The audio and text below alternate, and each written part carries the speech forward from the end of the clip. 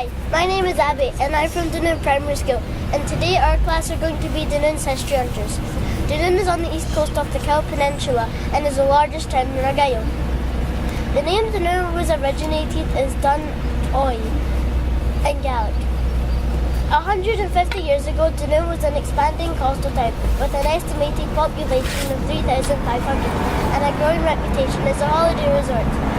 A pier built just north of the Castle Rock in 1835 enabled visitors to access by modern steamships or boating, making it a convenient day trip for Glasgow's population.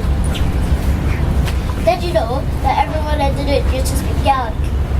The first visitors that came to Dunoon were a family called Reid. They had brought a whole boat full to last them and they were staying for the whole summer holidays. But sadly they got stuck, so they were stranded, but they had to walk. But they were asking for help, but because everybody spoke Gaelic, they didn't understand. Luckily, the minister was the only one that spoke English, and he helped them. Today, Dunoon is best known for its beautiful outdoors activities, including walking, running, sailing, fishing, and biking. It is also a great place for wildlife enthusiasts, and many animals can be spotted, including seals, sea otters, dolphins, deer, red squirrels and many bird species. The largest annual event held in the town is the Highland Gathering. The Royal National Mode has been held in the town 7 times and will be held again in 2018, the year we're in now.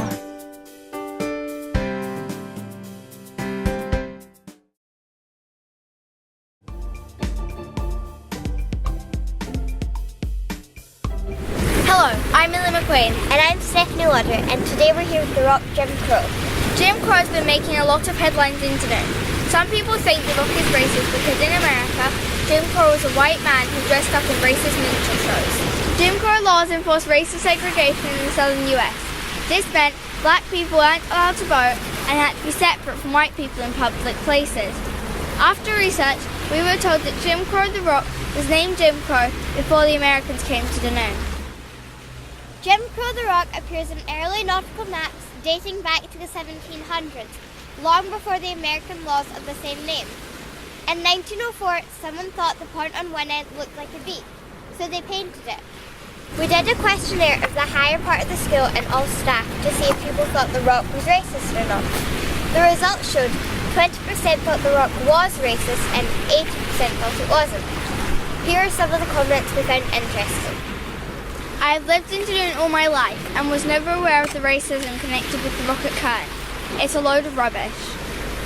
It's just a rock. Why are people making such a big fuss about a rock? It's nice to have a historic landmark in Dunoon, but obviously it's very old-fashioned and politically incorrect. Now maybe they could repaint it as something else for a new generation. Do you think the rock is racist? Thanks for listening. Bye.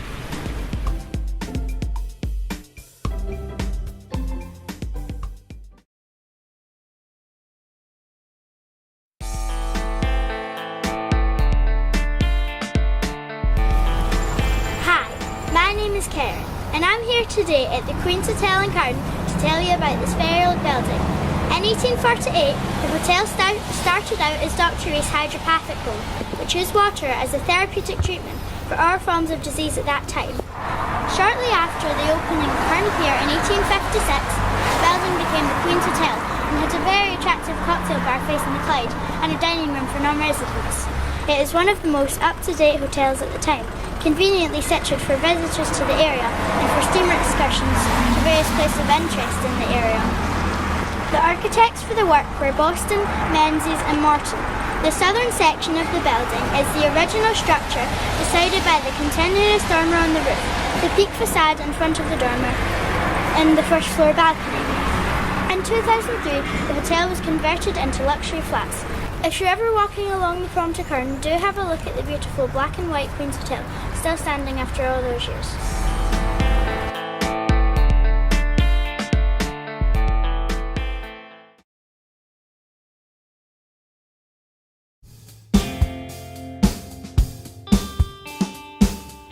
Hi, my name is Stephanie Lauder. And my name is Maya McGinnis. And today we're at Dunoon Library at the Harry Lauder display. We're going to tell you about Harry Lauder. He lived a long life and was born on the 4th of August 1870. Wow, that was a long time ago. When he was a wee lad, he won a singing competition 10 years before joining a concert that took him to Belfast in 1900. And that's how he became a famous entertainer, singer and comedian. Meanwhile, Harry worked as a coal miner full-time and was a singer on the side to make extra money. During the First World War, Harry went to detain the troops when they were not fighting. A while after that, in 1919, Harry was needed for his war effort. In the 1930s, he had semi-retirement from being an entertainer. He would need a break after all that hard work, but he would not want a break from the money. Now, here are 3 fantastic facts. Did you know he used his first wage of £1 to make the first 600 records? If you do not forget yet, I, as Stephanie Lauder, am related to him. He performed in Glasgow in the Live. That is a theatre, and on the top floor there were no toilets, so people peed on the floor. And that's how the building caught on fire. He wrote songs and sang them. Here are a few of his. I Love a Lassie, Woman in the Gloaming, and Keep Right On to the End of the Road. When he met Winston Churchill, he said Harry was Scotland's greatest ever ambassador and became a familiar worldwide figure. By 1911, Lauder became the highest paid performer in the whole world and the first British artist to sell 1 million records. Now for the sad part. His son John died in 1916, which is when he went to where he was killed, and on New Year's morning, Harry was told John had been killed. Harry was heartbroken. However, John's name is on the World War Memorial, and Nance, Harry's wife, and John's mum is buried next to her son's memorial. And the man himself, Harry Lauder, died from suffering long periods of ill health. He died in Scotland at Lauder Hall at the age of 79, and now he is buried in Hamilton beside his mother's grave.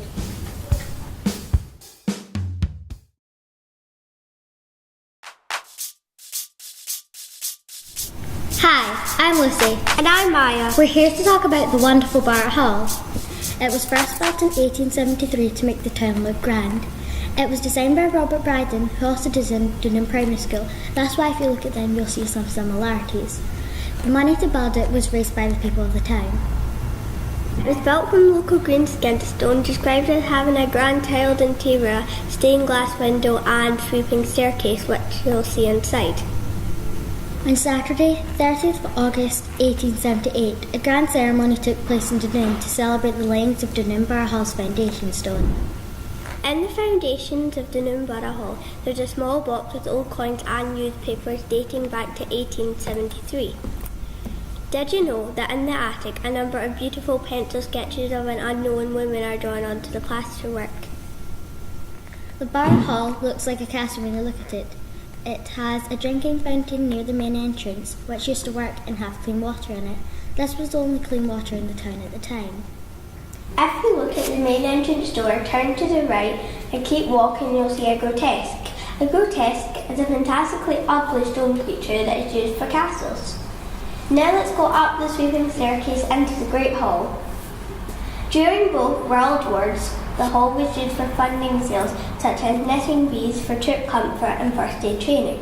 During the Second World War, over 100 evacuees arrived from Glasgow and their billets were organised from the hall. It's amazing to see how the Burgh Hall's changed over the 145 years since the first opening. The hall is used for meetings, performances, and the town safe used to be kept there. Some of that still happens today. But we're still lucky to have it because again it was going to be demolished, but the town raised money to fix it, and we now still have a beautiful working building that is used by a variety of people, groups and classes.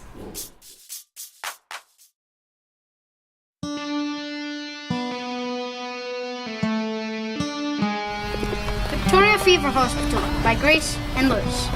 Hello, my name is Grace. And my name is Lewis. I'm currently standing beside one of the houses that was once a fever hospital. It was opened in 1897. The architect John McKissick and his son James designed the building. It sat above a graveyard called Dunoon Cemetery. This hospital was actually the second fever hospital in Dunoon, with the first one being on Victoria Road. It was built with 33 beds, 2 blocks of 6 beds used for TB cases, while the remaining block of 21 beds was used for general infectious diseases. In 1950, it was converted into a manufacturing jewellers by a Polish man called Mr. Lejko, but then later transformed into a cash and carry run by Mr. McCarran. In 1990, it was converted into houses, one of which I live in today. Thank goodness we do not have as many fevers today, so we'll no longer need a fever hospital.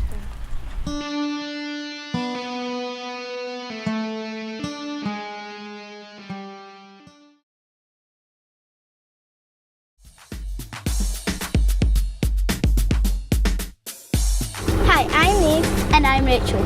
Today we're here outside the Queen's Hall building, which is currently undergoing a major refurbishment. The building standing today replaced the beautiful old pavilion building, which was built in 1905 and was officially opened in August 1905 by the late Princess Louise and her husband. The pavilion was the largest of its kind in the county. It served the local community for well over 44 years as a public meeting place, a concert and dancing hall, and is a centre from conferences from all over Britain. 1,000 people watched the show a day, and around 30,000 people came to Dunoon Pavilion every weekend for dancing and concerts. Unfortunately, tragedy hit when the building was set on fire on the 3rd of April 1949. When the fire brigade arrived, there was a precious little chance of saving the dance hall. The brigade settled down to prevent the fire from spreading. The replacement was built in 1958. The Queen came to visit Dunoon on the 11th of August 1958, a few months after the building had opened, and she conducted a formal opening ceremony, and the Queen's Hall was renamed in her honour. Although not the grandest pavilion, the Queen's Hall was very popular and brought entertainment such as Pink Floyd, Blur and the Red Hot Chili Peppers to town. The redevelopment Queen's Hall will connect the entrance to Archaeology, while including a new library, Skills Development Scotland and Visit Scotland facilities. It will also include a cafe, fitness suite, a refurbished auditorium, a soft play areas for children aged 0 to 8 years. It will also include a new roof terrace overlooking the castle gardens.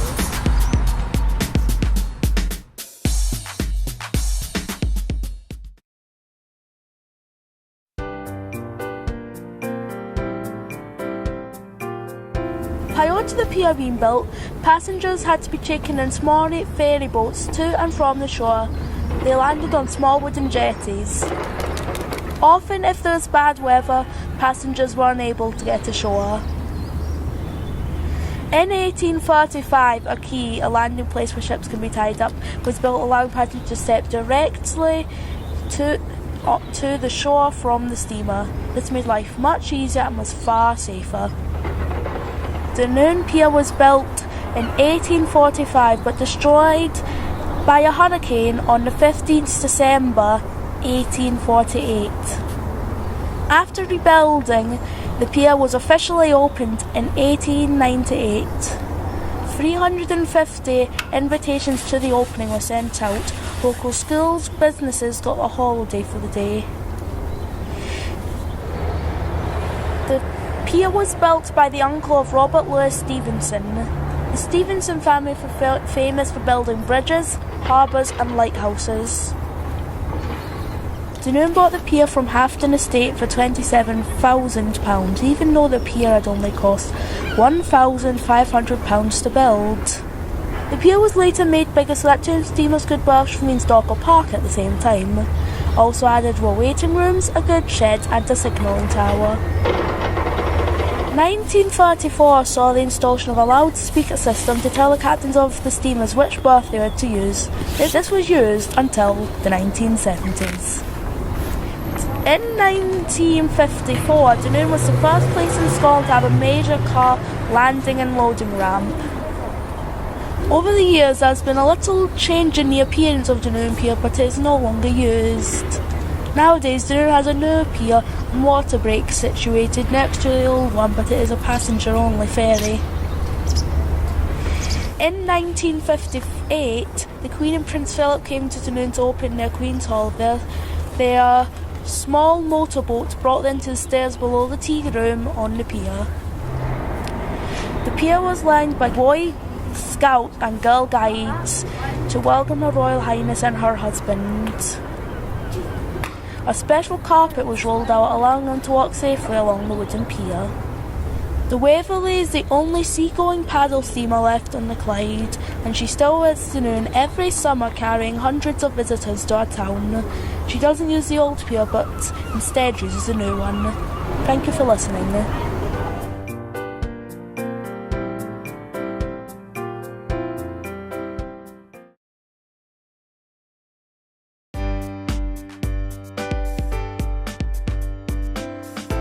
Hello, my name is Mark. My name is Georgia. Today we're standing in front of the statue of Highland Mary. The Highland Mary statue stands above the sewer at the end of Dunoon Pier. It is made of bronze and was designed by D.W. Stevenson, a sculptor. It was erected in 1896 and became a listed building in July 1971. The statue of Mary is looking over the River Clyde towards Ayrshire, where her beloved Robert Burns lived. She was also known as Mary Campbell and was born in March 1763 in a cottage near Arklemore Farm, Dunoon. Mary was the eldest of 4 children and lived in Dunoon and later Campbelltown. She had an affair with Robert Burns when she worked in Ayrshire as a dairymaid and later a nursemaid. They agreed to marry and planned to emigrate to Jamaica. On their second Sunday, May 1786, they swore their love to one another by the Scottish tradition of ham fasting on the banks of the burn known as the Fale.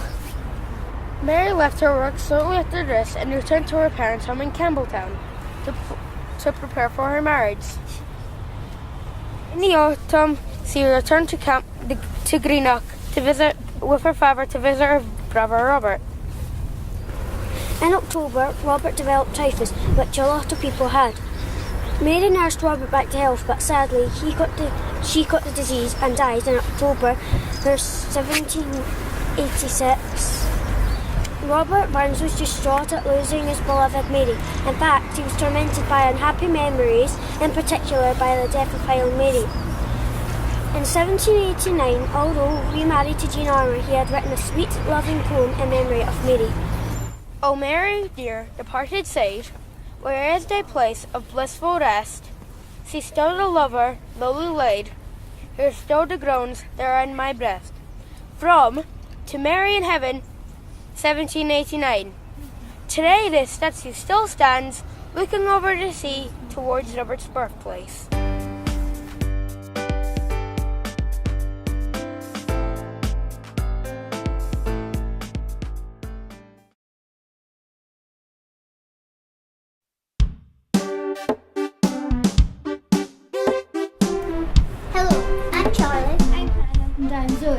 Today we're going to be telling you about the history of Dunoon Castle and Castle House Museum. Dunoon Castle was one of the earliest stone castles built in the west of Scotland. It was originally held by the Landons, an important clan in Killarney. In 1377, the castle became a royal palace and a very important place for 3 centuries. In 1472, a royal charter made Colin Campbell of Argyll keeper of the castle. In 1563, Mary Queen of Scots visited the castle. The castle now officially belongs to Charles Duke of Rothesay. When royalty visit Dunoon, they are presented with a red rose as token rent for the castle. During World War I and II, military fortifications were established at Dunoon Castle for the defence of the River Clyde at the shipbuilding industry. All that remains is a rough outline of the castle. Much of the fabric of the castle was dismantled by Lord Provost of Glasgow to build a wall around his property, the castle and its gardens. Part of this wall is still visible behind the tennis courts. In 1882, James Ewing MP and Lord Provost of Glasgow built the Castle House. It was named because it was very close to Dunoon Castle. In March 1893, the Borough of Dunoon acquired the Castle House and its grounds for £4,600. 3 main rooms at the southwest were used to house the town council chambers. In 1914, the town's library occupied 2 main rooms. Part of the Castle House is now leased to the Heritage Society and is used as Dunoon's #1 tourist attraction, the Castle House Museum. The entire building and grounds remain the responsibility of the Gallowgate Council.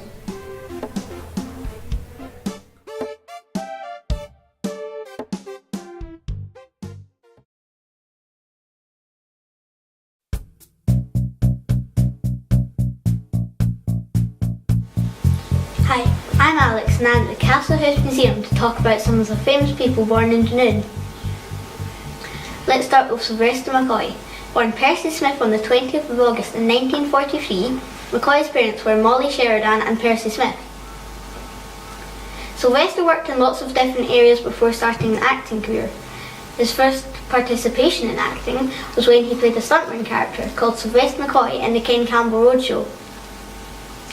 McCoy is best known for being the 7th Doctor Who and the Brown Wizard Radagast from Lord of the Rings. Some other facts about Sylvester are, he ended up using the name Sylvester McCoy as his stage name, but later changed it to Sylvester McCoy because of the actor's superstition that a stage name with 13 letters was unlucky.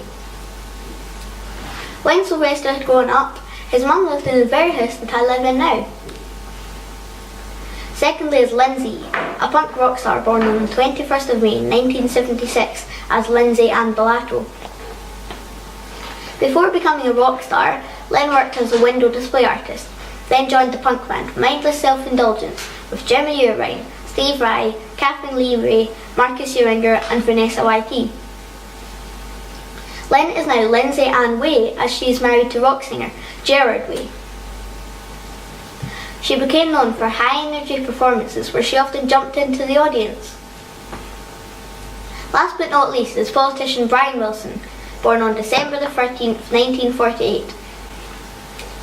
Brian was a member of the Labour Party from 1987 to 2005 and was Minister of State from 1997 to 2003.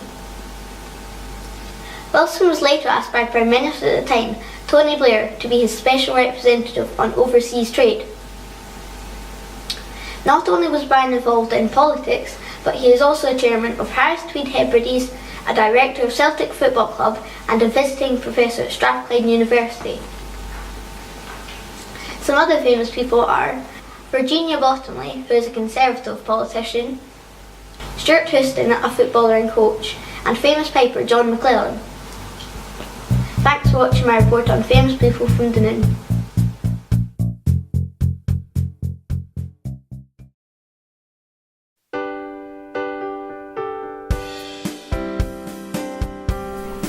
We are Rachel, Elsa, and David. Our school, Dunoon Primary, has a very interesting history.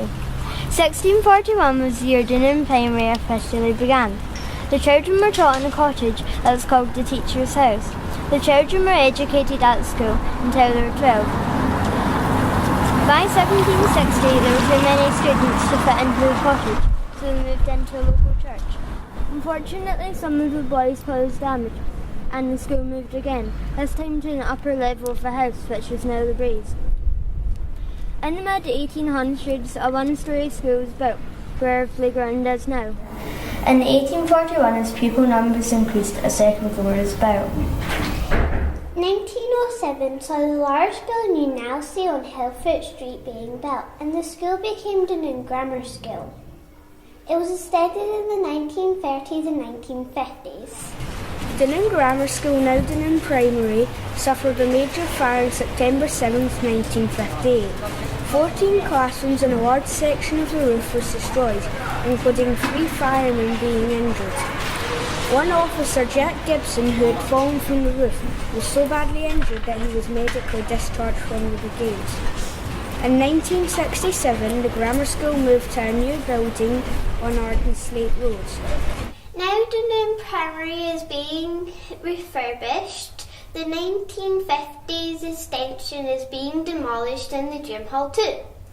The 1907 building is being refurbished and we can't wait for the finished new school.